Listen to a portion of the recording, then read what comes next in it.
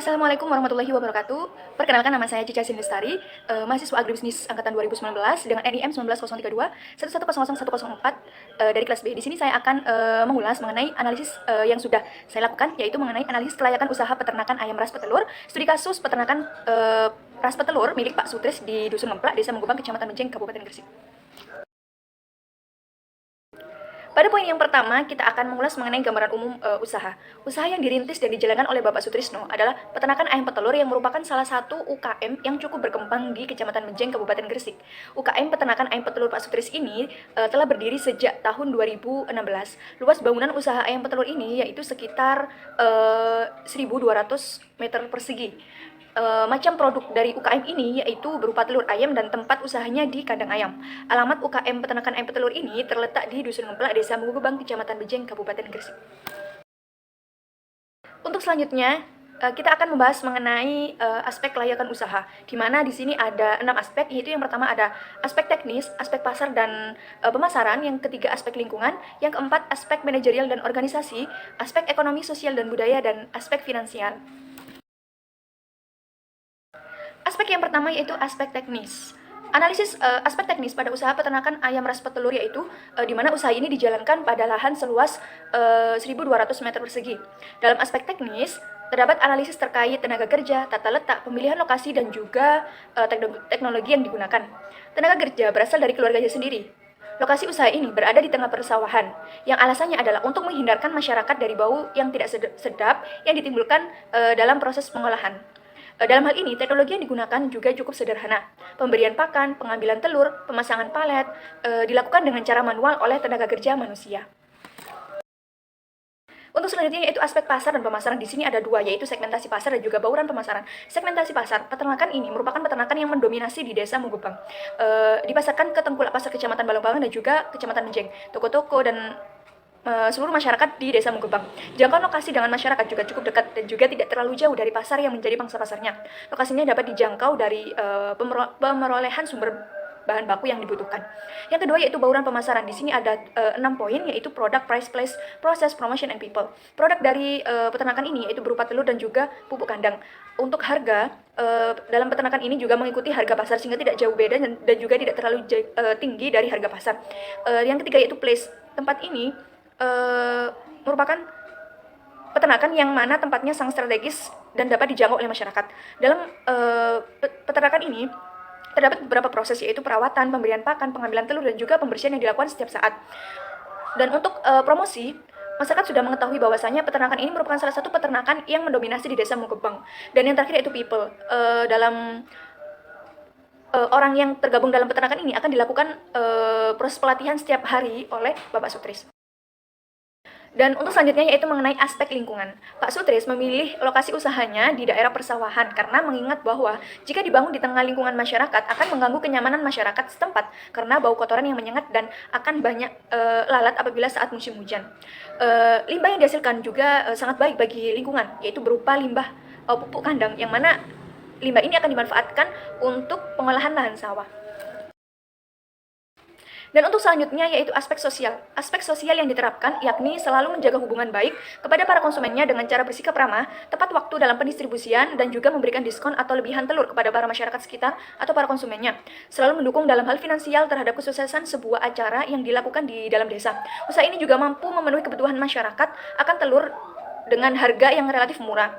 Mengingat bahwa permintaan telur saat ini sangat tinggi, pemilik usaha ini seringkali membagikan telur ayamnya ke aspek manajerial yang diterapkan yaitu melakukan proses manajemen pada setiap tahap seperti pemberian pakan, pengambilan pakan, pembersihan, pengawasan, dan pengambilan telur.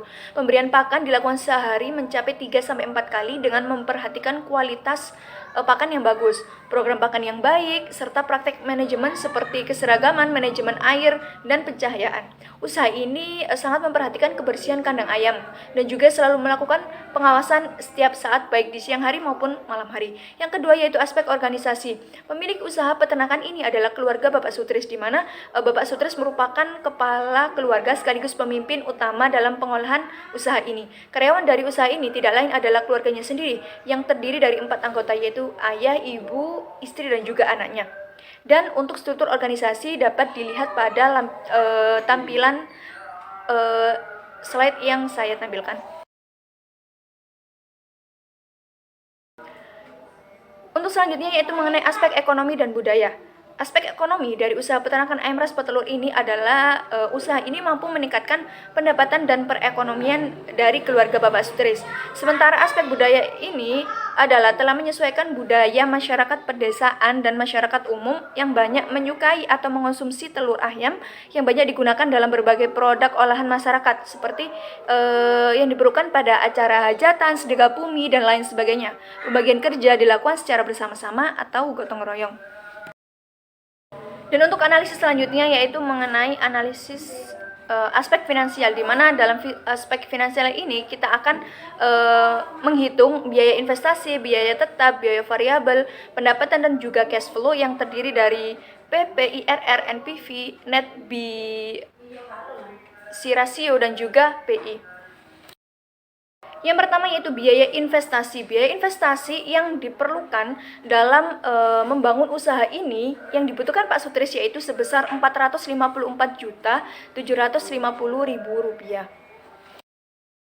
Dan selanjutnya yaitu ada biaya tetap, yakni biaya usaha peternakan ayam ras petelur yang terdiri dari lahan, bangunan, kandang baterai, tempat pakan, dan lain sebagainya, yang mana biaya tetap ini senilai Rp446.750.000. Dan yang kemudian ada biaya variabel dan biaya operasional. Biaya variabel ini terdiri dari biaya pakan ayam, vitamin, dan konsumsi air yang mana dalam per bulannya menghabiskan sebesar Rp26.840.000 dan untuk per tahunnya senilai Rp322.080.000.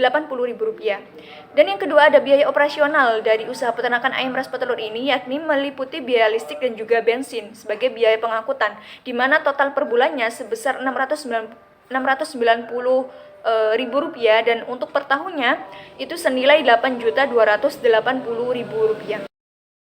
Dan untuk selanjutnya itu ada pendapatan dan cash flow. Pendapatan per tahun dari usaha ini cukup banyak. Dari 2018, 2019, dan 2020, pendapatan dari usaha ini selalu meningkat. Yakni pada tahun 2018 pendapatannya senilai Rp777.600.000.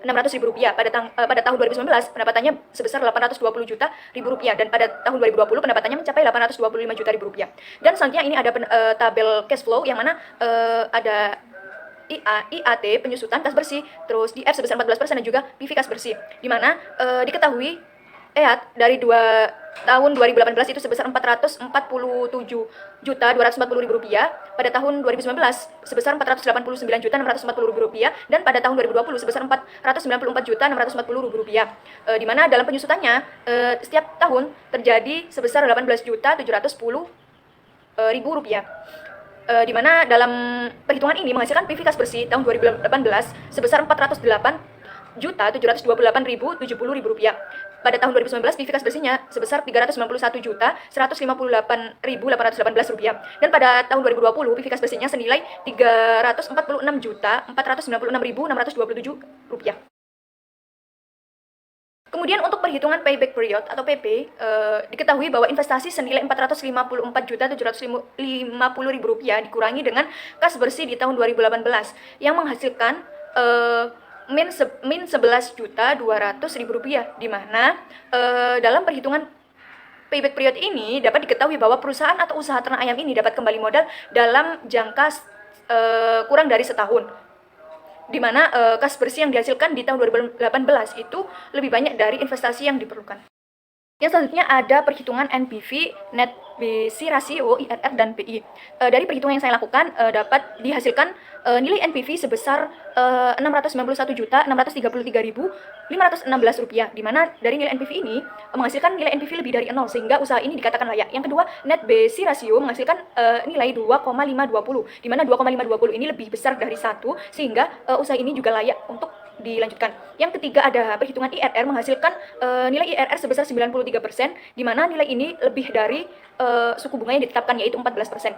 Yang terakhir itu ada perhitungan PI yang menghasilkan nilai 2,520, yang mana 2,520 itu lebih besar dari 1 sehingga usaha peternakan Pak Sutris ini dikatakan sebagai usaha yang layak.